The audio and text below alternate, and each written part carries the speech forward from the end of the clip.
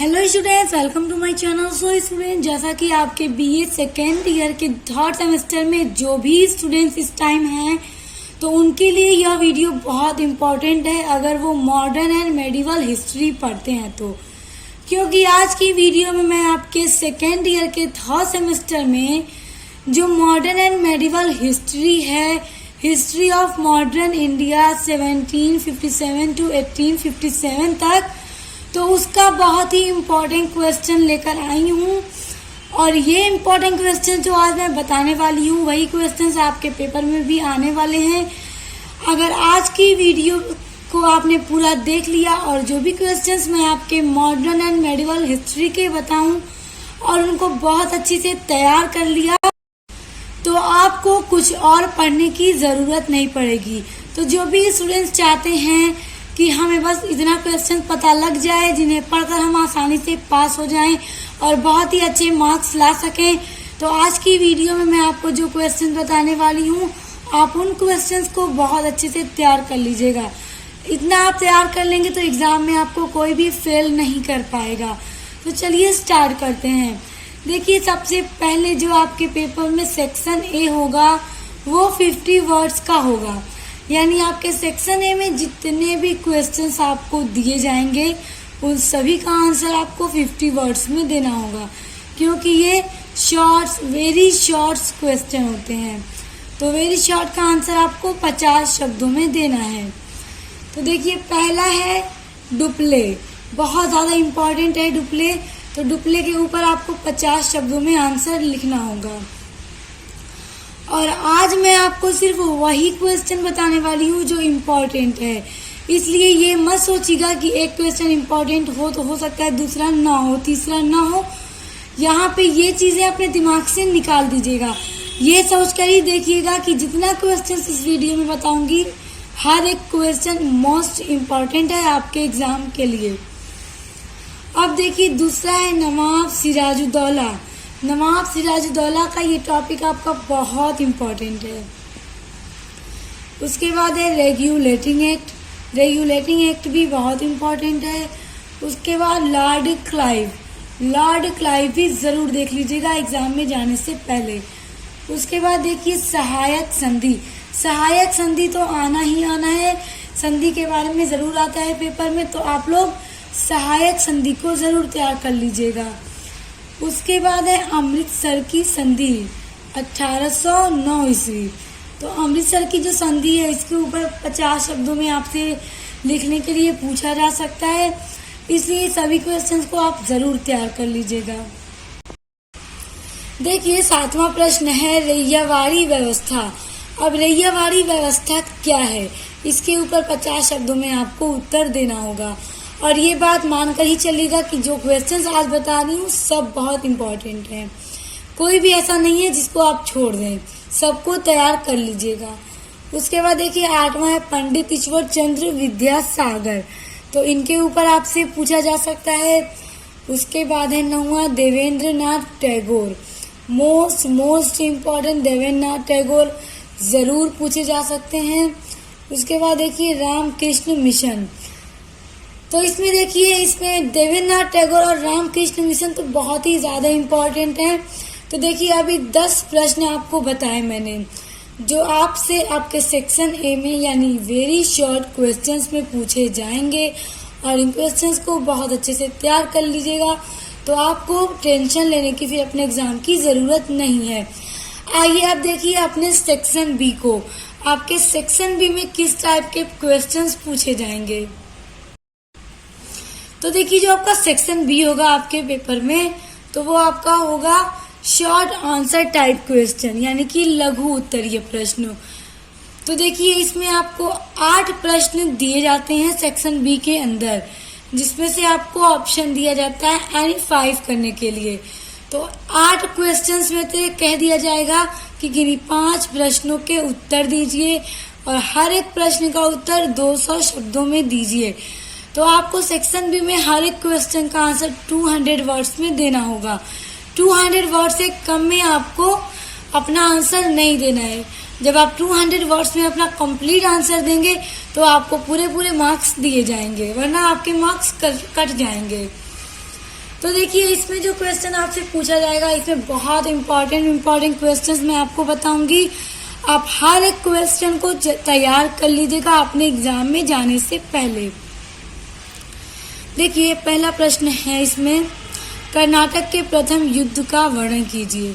कर्नाटक का जो पहला युद्ध है उसके वर्णन के बारे में जरूर कहा जाएगा, मोस्ट इम्पॉर्टेंट। उसके बाद 12वां क्वेश्चन है, बक्सर के युद्ध के कारण एवं परिणामों का वर्णन कीजिए। ये भी इम्पोर्टेंट है। उसके बाद देखिए तृतीय अंगल मैसूर युद्ध 1790 से 92 का वर्णन कीजिए। ये भी उतना ही इम्पोर्टेंट है।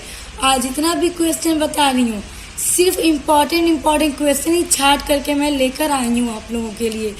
आप ये मत सोचिएगा कि हो सकता है इसमें से कुछ चीजें ऐसी हो जो ना आए, क्योंकि मैंने सिर्फ आज इम्पोर्टेंट क्वेश्चन ही आपके लिए छाट कर लाई हूँ। आप देखिए उसके बाद अगला प्रश्न है, प्रथम अंगल मराठा संघर्ष की विवेचना कीजिए 1775 से 82 ईस्वी तक। तो देखिए ये भी उतना ही इम्पोर्टेंट है। उसके बाद देखिए अगला है, रणजीत सिंह के जीवन एवं कार्यों का मूल्यांकन कीजिए। Most important question. Ranjit Singh के जो जीवन और उनके कार्य हैं उनका मूल्यांकन करने के लिए अक्सर पेपर में पूछा जाता है, इसलिए इसको जरूर तैयार कर लीजिएगा। उसके बाद देखिए डलहौजी के शांतिपूर्ण विलय व्यापगत का सिद्धांत की समीक्षा कीजिए। आप देखिए डलहौजी के जो शांतिपूर्ण विलय व्यापगत का जो सिद्धांत है, सिद्धांत मोस्ट इम्पॉर्टेंट है, इसलिए इसको जरूर तैयार कर लीजिएगा। और सभी क्वेश्चंस आपके सिलेबस के अंदर के हैं और सभी बहुत ही सिंपल हैं जो कि आप लोगों ने पढ़ा है। उसके बाद देखिए अगला है, लॉर्ड कॉर्नवालिस के अस्थायी बंदोबस्त का विश्लेषण कीजिए। देखिए अगला प्रश्न है, लॉर्ड कॉर्नवालिस के अस्थायी बंदोबस्त का विश्लेषण कीजिए। अब लॉर्ड कॉर्नवालिस के जो अस्थायी बंदोबस्त हैं उनका विश्लेषण करने के लिए या फिर उसका वर्णन करने के लिए जरूर पूछा जाएगा। उसके बाद अगला प्रश्न है, आधुनिक भारत में आर्य समाज की भूमिका का वर्णन कीजिए। ये तो बहुत ही इम्पोर्टेंट है। आधुनिक भारत में आर्य समाज की भूमिका, रणजीत सिंह का जीवन और कार्यों का मूल्यांकन और जो भी अभी युद्ध बताएं आपको ऊपर, वो सभी प्रश्न बहुत ही ज्यादा महत्वपूर्ण हैं आपके परीक्षा के लिए। और मुझे स्टूडेंट्स के कमेंट्स भी आए थे कि मैम आप इसकी वीडियो अपलोड कर दीजिए, तो आप लोग इसके थ्रू अपने एग्जाम की तैयारी को बहुत बेटर बना सकते हैं।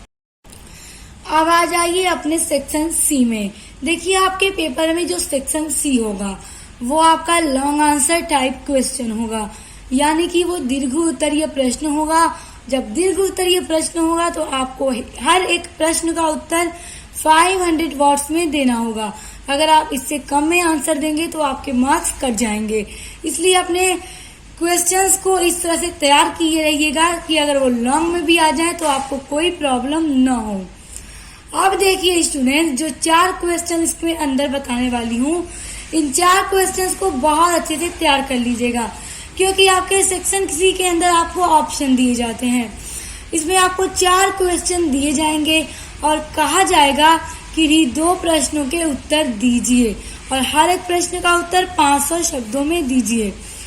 तो 4 क्वेश्चन बताने वाली हूँ जो कि बहुत इम्पोर्टेंट है। अगर आप इन 4 क्वेश्चन को तैयार कर लेंगे तो आपके पूरे पेपर की तैयारी बहुत अच्छी हो जाएगी। जिस तरह से मैंने आपको सेक्शन ए, बी एंड सी बताया, तो इनके थ्रू आपके पेपर की तैयारी बहुत अच्छी हो जाएगी। फिर आपको कहीं इससे बाहर देखने की जरूरत नहीं पड़ेगी। तो देखिए पहला क्वेश्चन है इसके अंदर और 19वां क्वेश्चन है, कर्नाटक के 3 युद्धों का वर्णन करते हुए उनका महत्व बताइए। बहुत ज्यादा महत्वपूर्ण प्रश्न है ये स्टूडेंट्स, टॉप लेवल का क्वेश्चन है, पेपर में आएगा ही आएगा।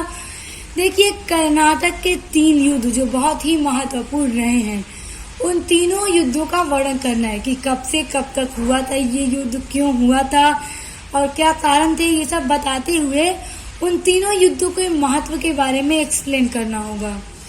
और ध्यान दीजिएगा 500 शब्दों में ही उत्तर देना होगा। बहुत इंपॉर्टेंट टॉप लेवल का ये प्रश्न है, इसको तो बिना तैयार किए एग्जाम में जाइएगा ही मत। उसके बाद देखिए बंगाल में 1785 ईस्वी तक प्लासी का युद्ध, बक्सर का युद्ध, इलाहाबाद की संधि, ब्रिटिश सत्ता के विस्तार को बताइए। अब देखिए बंगाल में 1785 ईस्वी तक जो प्लासी का युद्ध हुआ, बक्सर का युद्ध हुआ, इलाहाबाद की जो संधि हुई, ब्रिटिश सत्ता के विस्तार को बताना है। ये क्वेश्चन भी उतना ही इम्पोर्टेंट है जितना कि आपका ये वाला। उसके बाद देखिए द्वितीय आंग्ल सिख युद्ध के कारणों एवं परिणामों का वर्णन कीजिए।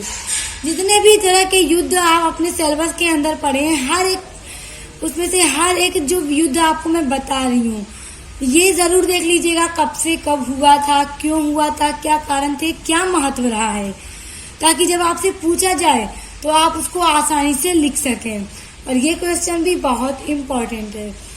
अब देखिए आपका अगला प्रश्न है ब्राह्मण समाज एवं राजा राम मोहन राय के कार्यों का वर्णन कीजिए।